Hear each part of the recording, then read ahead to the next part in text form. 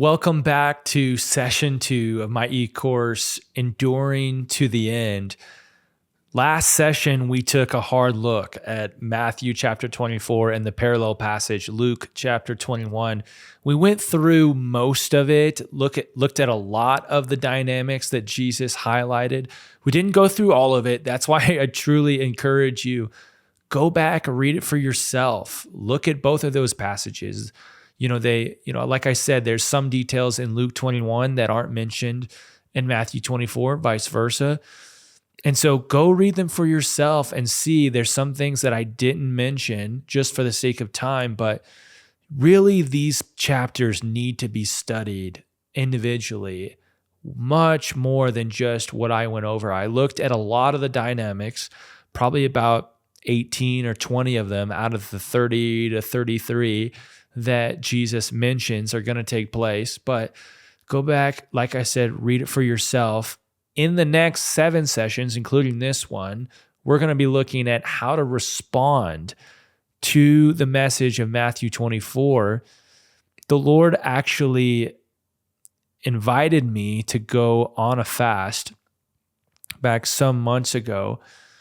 After I had the dream I mentioned, that turned me on to these chapters, I studied them and dialogued over them, prayed over them for a long time. I mean, it's been about 1.5 years since then.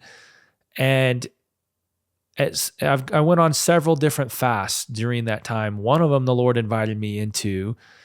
I came out of it specifically with 7 ways to respond to Jesus' message in Matthew 24. And the way that the Lord gave them to me were biblical keys to enduring to the end. And so we're going to lay them out. This session, we're going to look at the first key, which is buy oil. Okay. This is found actually the very next chapter. It's a part of the same teaching that Jesus gave in Matthew 24, continued on in Matthew 25. He begins to tell this parable, and we're going to look at it. It's called the parable of the 10 virgins, okay? So he moves directly into this parable. I'm going to read it, and we're going to discuss it here. So Jesus says in Matthew 25, verse 1, "Then the kingdom of heaven will be like 10 virgins or 10 women who took their lamps and went to meet the bridegroom. 5 of them were foolish and 5 were wise. And when the foolish took their lamps, they took no oil with them, but the wise women took flasks of oil with their lamps. As the bridegroom was delayed, they all became drowsy and slept. But at midnight there was a cry, 'Here is the bridegroom, come out to meet him.' Then all the women rose and trimmed their lamps, and the foolish ones said to the wise, 'Give us some of your oil, for our lamps have gone out.' But the wise answered, saying, 'Since there will not be enough for us and for you, go rather to the dealers, buy for yourselves.' And while they were going to buy, the bridegroom came, and those who were ready went in with him to the marriage feast, and the door was shut. After the other women came, they said to Jesus, 'Lord, Lord, open to us.' But Jesus answered them, saying, 'Truly I say to you, I do not know you. Watch, therefore, for you do not know either the day or the hour.'" My goodness, there's so much to break down here. Here's what I want to highlight from this passage, okay? There's 10 women. They're all what the Lord describes as is virgins. They're all in the same category, okay? They all have lamps of oil, and they were lit, okay? I don't know if you've ever seen an old-fashioned oil lamp like this, but you can set the wick on fire, and the oil in the lamp is what fuels and keeps the fire going. Once the oil goes, then the fire burns out. Okay? Well, there was 5 foolish, 5 wise. The wise ones kept oil in their lamps. The foolish ones did not. So the foolish ones accidentally let their fire burn out.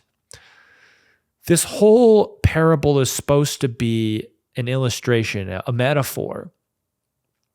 Here's what the oil represents in the parable. The oil in the lamp is intimacy with God that keeps your heart burning and alive, your relationship with Jesus burning and alive, okay? Without intimacy, without oil, the fire of your relationship burns out. It runs out, okay? And so the wise women, they kept an active burning lamp. In other words, they had an active, kept up with relationship and intimacy with the Lord. They had fresh intimacy, okay? The foolish women, they had oil of yesteryear. They had oil from the past, and they didn't keep up with their oil. They didn't have fresh oil, so they ran out. So then when Jesus shows up, they weren't ready. And then when they approach him at the end and ask to be let in, Jesus says to them something, excruciating words. But I want you to notice what he says. He says, "Truly I say to you, I do not know you." Now, this is different than if you look at another passage. It sounds similar in Matthew chapter 7, verse 21 through 23. Jesus tells a similar parable where it's the message of the parable is about knowing God. He said, "Many in that day will do my works. They'll prophesy in my name. They'll heal the sick, cast out demons in my name. But I will declare to them, I never knew you." Okay? Chapter 7 of Matthew, Jesus says, I'm going to tell them, I never knew you. Here in Matthew 25, Jesus says it a little bit different. He says, I do not know you. Not that I never knew you. It's that I do not currently know you. This speaks of you used to have oil in your lamp. Your fire in your heart and in our relationship used to be alive. But that was a long time ago. I've been away in the illustration that he gives. The bridegroom has been away. We lost touch. You didn't keep up with me. And therefore, I don't know you anymore. And you don't get to come in. Guys, this illustration is this parable is supposed to highlight the need for fresh intimacy. Something that the Lord spoke to me during through my dream encounter was that the vows of 25 years ago or the intimacy of yesteryear will not be enough to save you in this day. There's too many difficult dynamics that are going to be at play for you to rely on the things that you committed to the Lord years ago, or you were on fire for him when you were young. No, it's not going to cut it.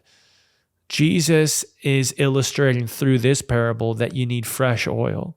You need fresh intimacy. Everyone started with oil, only half ended with oil because they kept up in their relationship with Jesus, and so they were burning whenever he returned. Let this be a warning to all of us. It's time to buy oil. This must be your number one priority in the days that we're living. The hour is far too late to be messing around, to be relying on, the zeal of your youth or the passion of your early days or the love and intimacy that you used to have. It's time to create fresh history. It's time to create fresh intimacy and to buy oil with the Lord. So this pretty much wraps up this specific key. This is a key to enduring to the end. You must have fresh oil.